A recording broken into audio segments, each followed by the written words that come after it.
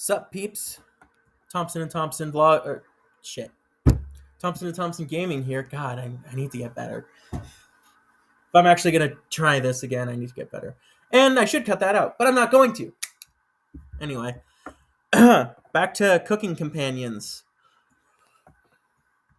The game just got creepy. Let's see it get creepier, shall we?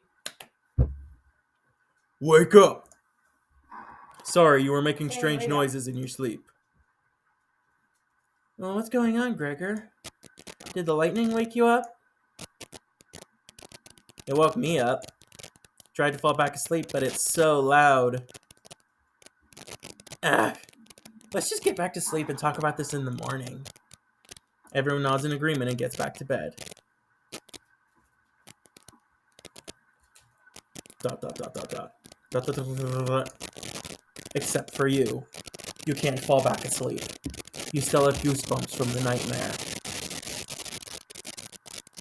Karen's snoring is louder than a sawmill. You find it very loud and very distracting. You don't sleep a wink. Everyone is now up and awake in the cabin. You hear the front door open and quickly slam shut. Anatoly sounds petrified.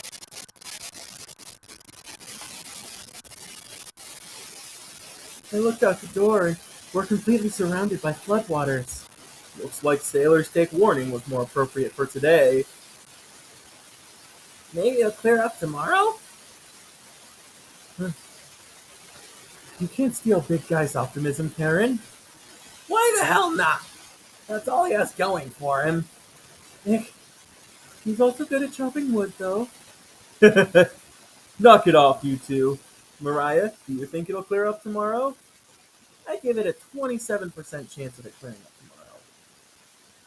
Based on what? I was bored stiff, so I read a book on local precipitation levels for the last 20 years in the living room. Sounds like you're stealing Anatoly's thunder. Anatoly, you're a book nerd, right? Why didn't you read it? Couldn't make it past the cover. Is that right? Yeah. That bookshelf has some great books on artisan crafting and natural sciences. Why let them sit there gathering dust? How'd you arrive at a 27% chance of it clearing up tomorrow? It's easy. Take the time of year, multiply it by a factor of... Mariah begins to explain meteorology to you. She isn't dumbing any of this down.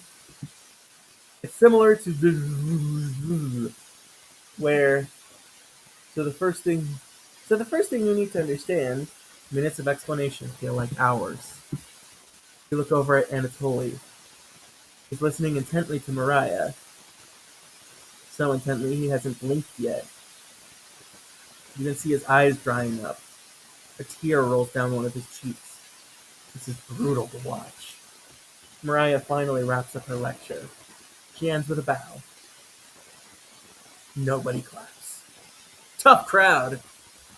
Mariah, that was awe-inspiring. You lost me a few minutes in, but it's okay. I didn't understand a word of it. Yeah. Anatoly turns to you. Anyway, there's no telling how long this will last. We can't leave the cabin until these floodwaters stop. I know our food situation is a little tight, but I know you'll make the right decisions. I believe in you. Me too. Looks like we have enough leftover berries for more bread and raspberry jam. I'll pass on the jam. Just give me more crusty bread. Everyone laughs. Except for you. With everyone stranded in the cabin, you need to keep everyone fed and happy. You sneak out to the kitchen while everyone's still talking. You get out some crusty bread and get to work making some more jam. With the kitchen to yourself, you decide to check on the chompettes. Hello! Don't worry, as leader of the chompettes, I'll make sure none of the humans know about us. That big guy would try eating me like an apple, so definitely don't tell him about us. Are your plans going awry? That was the bread. Awry. Got another cornbread classic for you. Did you hear about the bread maker's bakery burning down? No? Her business is now toast. That one's been done to death. You know how raspberry and milk were introduced? You tell her no. Raspberry milk shake. You let out an audible groan. Did cornbread teach you that one? Nope. Wasted an entire day thinking about that terrible pun. It was well worth the time and effort, Raspberry. Maybe you'll win the annual Chompette Comedy Competition this year. Of course. Not while I'm here. I won't choke on stage this year. Isn't that every year, Bread? We still talk about that closing line, Bread. You're going to do great this year. Anyways, don't even think of eating us if you're hungry. Trumpets stick together through thick and thin. Rain or shine. Feast and famine. Oh, I swear to God, repeat the line or we're locking you up again. Life or death. That's right. Chompettes, move out! The Chompettes somehow manage to close the drawer on themselves. You bring the crusty bread and jam into the living room.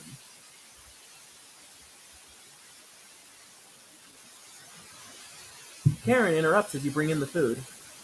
Chuck you long enough. Karen looks at the 2 slices of bread left in the mason jar of raspberry jam. There's mold on these last 2 slices of bread.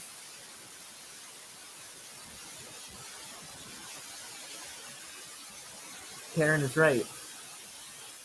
What the hell is the matter with you? You grip the knife tightly in your hand. You think this is enough for 5 of us? Well, wait. We can't throw this bread away. It's all we have left. Gregor's right. Anatoly, will mold spores give us food poisoning? I'm no scientist. Sorry. Let's pick off as much of the mold as we can. We can't leave with the floodwaters, so this will have to last us another day. Everyone grimly nods, ripping apart their piece like a pack of wolves. Gregor seems to unhinge his jaw and eat it in one bite. He looks like a duck eating bread. Thanks again. Bread and jam isn't much of a meal, but it's more than we had when we left Ukraine. Hey? Plenty of rainwater outside, so at least we won't die of dehydration. But until the storm is over, nobody should leave the cabin. It should clear up if we just give it a chance. Anatoly, where are you getting that information from? Well, one of the books on the bookshelf about the climate here. You're illiterate, so that definitely is a lie. I've seen him reading. Little guy's been studying. I'm serious. He pretends to read those books because he wants us to think that he's smart. But you can tell he's just staring at the page and faking it. What do you think?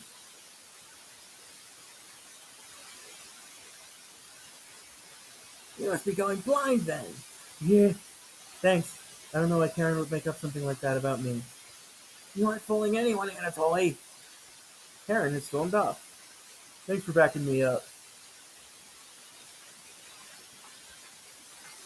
At some point, I'm going to have to play this game multiple times to try and get, see if getting stronger relationships with one person actually matters. My fingers are cold.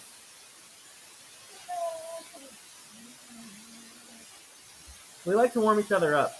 Well, we like to make the other person warm us up. That's more accurate. Anatoly looks relieved. You think he'll remember that? I guess let's call it a day. Yeah. Sure. Everyone shuffles off to their sleeping areas. 10 minutes later. Hey, Karen likes to find somebody's weakness and use it against them when she's frustrated. Just wanted to thank you for backing me up earlier. You're very sweet to do that. Anatoly looks at you with a look of admiration. I think that was a mistake. I don't know if it was supposed to say his name in the corner as if he literally just said that. That would be funny, though. Hey, see you tomorrow. Anatoly looks like he's blushing as he walks away. You're definitely sure Anatoly will remember that. Wow, just that one selection made get 2 hearts with Anatoly. You in a boat? Hmm. You get ready for bed and put a blanket on. You go to bed very hungry. Day 4. You don't dream the entire night, but you sleep through everyone waking up. And that's how fast a deer could run if startled. Whoa. Incredible. Impressive. I'm really good at pretending to yawn because it just forces me to actually yawn. I wish we had a deer here. With the food getting lower, let's just skip today's meal. No. It's only for one day. Various cultures and religions have practiced fasting throughout history. That doesn't make us feel any better, Anatoly. What options do we have? Our food wasn't rationed properly. Anatoly leaves, mumbling to himself. So passive-aggressive of him. Everyone goes to a separate area. Karen in the bedroom, Gregor in the living room, Mariah in the kitchen, and Anatoly in the bathroom. Who do you want to speak to? Let's go visit Anatoly in the bathroom. No, I'm sticking with Mariah.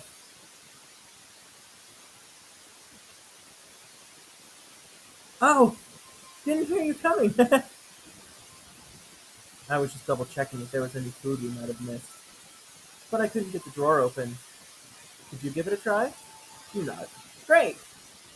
While you do that, I'm gonna get some more reading done. I think Mariah will remember that. Oh, the Chompettes are gonna get in so much danger.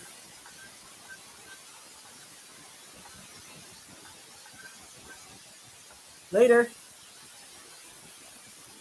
You give the drawer a hard yank open. Hello! Is the thunderstorm keeping you up at night? You just need to roll with it. Fairy whispers so quietly, you lean over to listen to her.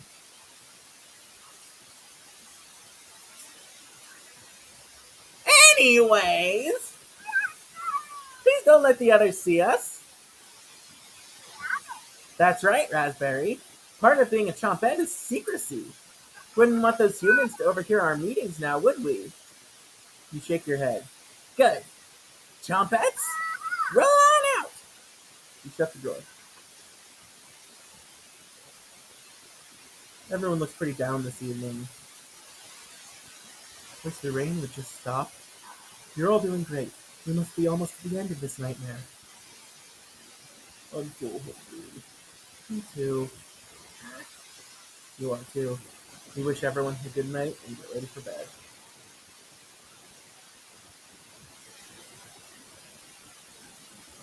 You go to bed with a growling stomach. Wake up. I said, wake up!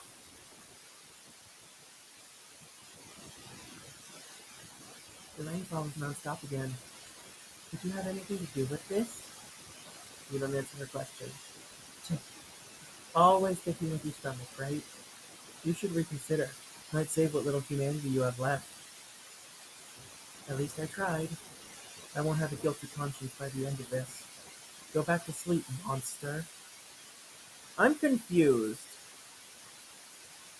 Was there, like, options that I could have chosen? It didn't give me any.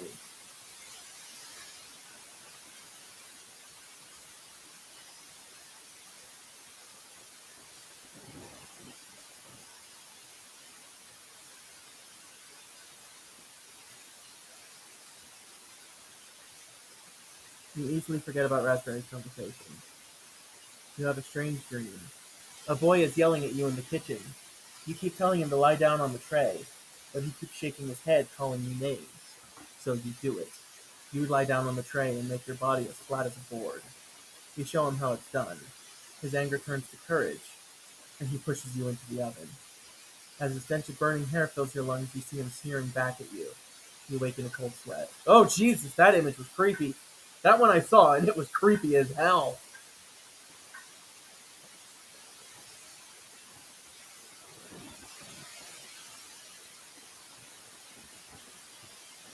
Everyone seems to be sleeping in later than normal. Their stomachs must have kept them awake all night. The rain is still pouring outside. You can barely make out the trees from the windows. You hear a stirring of blankets, arms, and legs. Mariah looks petrified. I couldn't sleep. Anatoly has bags under his eyes. The storm is too loud. Karen looks out of it. The cabin was creaking so much last night. It sounded alive. Gregor looks a little gaunt. I got a good look out the window. And? Couldn't see anything due to the rain. Great observation, Gregor. I was so hungry last night. I kept pacing around my bed. Karen turns to you. When is this going to end? I checked outside the door again. Floodwaters keep rising. Unfortunately, we're going to need to stay put unless one of us wants to drown in rainwater. As soon as the weather lets up, we'll be able to scavenge for supplies. How close is the nearest town? I don't know. Didn't you have a map on you? I think I dropped it while we were running after Gregor. I'm sure it'll show up eventually. Mariah and Anatoly go white as a sheet. How are we going to find our way back now? We'll have to ride out the storm. Mariah looks at you. We're down to our last slice of bread. I don't know how much longer we can put off eating. The group stares at you. It'll clear up in no time. Maybe you're right. The group looks worried. They all gravitate to an area. You can tell Gregor's putting on fake optimism and Mariah is having trouble. Which one do you want to speak with today? Mariah. Brrr! It's cold as hell over here! I'm surprised Gregor isn't freezing to death at night. How does he do it? He explained to Mariah how the size of a person and fat content determine how warm they are naturally. Well, that explains a lot about me. Not me. Yeah. Wish I was as big as Gregor. But to be honest, I don't need to be that tall to make a difference in the world. You know what he wanted to do for a career? Right, as her best Gregor impression. Lit firewood and gaze at the stars! How boring is that? Depends on the person, but pretty boring. You're so funny. Thanks for coming in and chatting with me. Mariah blushes a little. You make it easier to pass the time. Thank you. Line thing. You're pretty sure Mariah will remember that. And I just remembered that line thing is called Tilda. I'm not an idiot. I know this.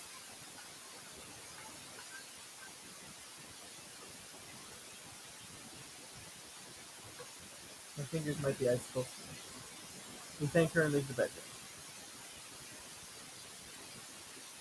We call everyone together. They all look grim. You could cut the tension in the room with a knife. Everyone is staring at you.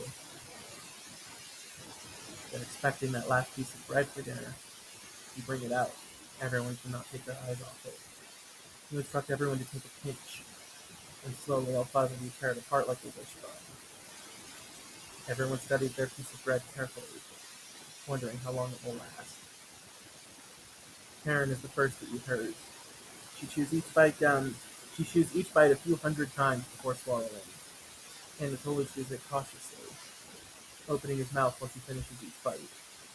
Mariah nibbles on it silently, eyes wide, moving from person to person. And Gregor just pops into his mouth like a cherry.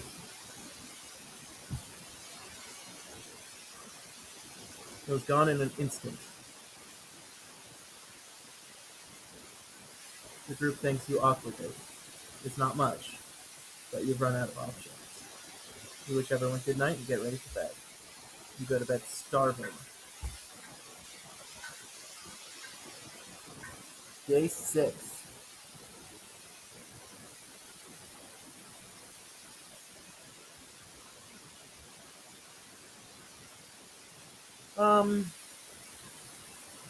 I wish I knew how long you were going. I'll go at least one more day. Good morning! Morning. Let me check if the rain has stopped. It's still flooding. What are we going to do? Humans can live about 2 to 3 weeks without food. Water isn't a concern. Rainfall should end in a day or two, right? Actually, precipitation can occur more than 215 days a year here. But do you really think it will rain that long? Anatoly? It's been days already. What makes you think it will stop soon? Eh. Relax, everyone. Let's see how long we can ride this out. Fingers crossed it's done by tomorrow! Panic is slowly creeping in. I don't know. What do you want me to do? I don't know. If I warm up my fingers? You want me to do? Everyone's looking scared. But you need to survive. Karen and Gregor begin to discuss next options. You want to speak with Mariah in the kitchen? Or Anatoly in the living room?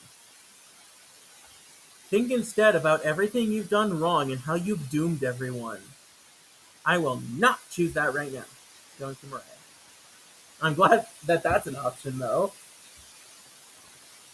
Hey. Mariah looks relieved to see you. Oh, we're just... Okay. Cool. How are you holding up? Better question, how are you holding up? Not very good. It's very sweet of you to ask. Mariah's looking at you intently. She gets a little closer. I noticed you didn't use any meat when cooking. Usually I have to pick it out of the food that the others make. But you respected that. Thank you. Mariah's looking at you with admiration. I need to speak with Gregor for a minute, but thanks again. You're definitely sure Mariah will remember that. Oh, I just get more hearts? Okay. Cool. Glad to know that you just go past 5. You decide to check out the drawer again. It's just potato. You ask potato where the others are. They'll be back. They wanted to explore the labyrinth of tunnels around the cabin. Surely you've seen the mouse holes, right? They connect all over the cabin. Must have been some mouse that created them. Or something worse. Anyways, I'm not going to sugarcoat this. Things are going to get worse from here on out. You have a feeling potato is telling the truth. You realize some drool is leaking out of your mouth. Disgusting. Don't even try to eat me. You'd just get deathly sick if you tried. And from the look of you, you need to retain all the water you can. From rationing to cooking, you failed every common sense measure for basic survival this week. You knew something like this would happen, right? Never mind. With floodwaters rising and no food now, I think it'd be a great time to go over the fundamentals of starvation with you. When experiencing starvation, there are 4 factors that will determine if you live or die. Age, height, weight, and your degree of activity or inactivity. You've been especially lazy, so I think you'll survive a little longer than the others. The Harris-Benedict equation can help you figure out how many calories you need to simply maintain your current weight. The equation produces a number called the basal metabolic rate, or BMR. Stay with me here. BMR equals 655 plus parenthesis 4.35 times weight in pounds, end parenthesis, plus parenthesis 4.7 times height in inches, end parenthesis, minus parenthesis 4.7 times age in years, end parenthesis. Got it? For fun, let's try it out on someone here. Mariah. Using Harris-Benedict, she looks like she's 120 pounds, about 5 feet 5 inches tall, about 20 years old. Crunching the numbers. I think she'd need about 1,388 calories daily. But that's being abnormally stationary. She'd have to lay in bed all day and night, just eating, breathing, and using her brain. Not very common when you're starving to death. People tend to get up more. If she was being very active, let's say swimming through floodwaters, we need to multiply that 1,388 calories by 1.9. So now she eats 2,638 calories per day. That's quite the difference, especially if you didn't ration the food properly, which you didn't. I guess that wraps up our first survival lesson. Hopefully we'll never have to speak again. Okay?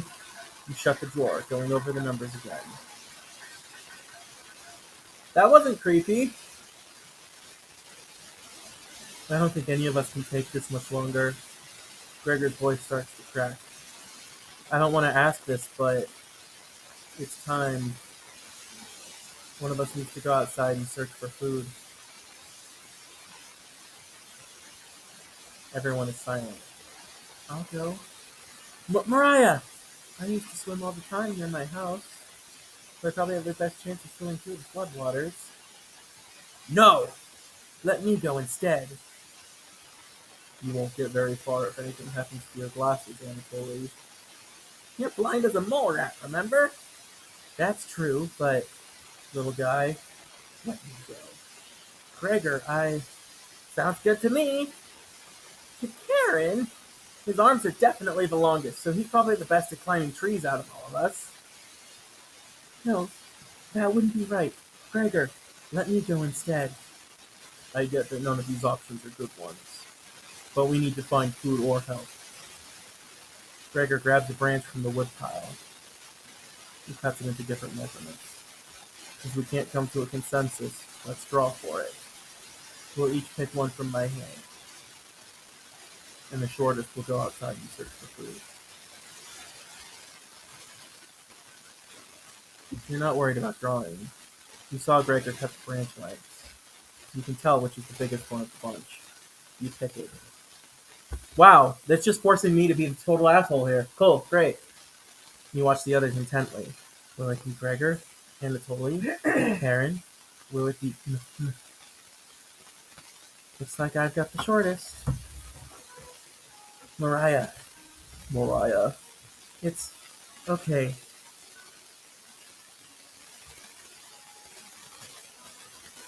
I watched Anatoly forage earlier, so I'll know what to look out for.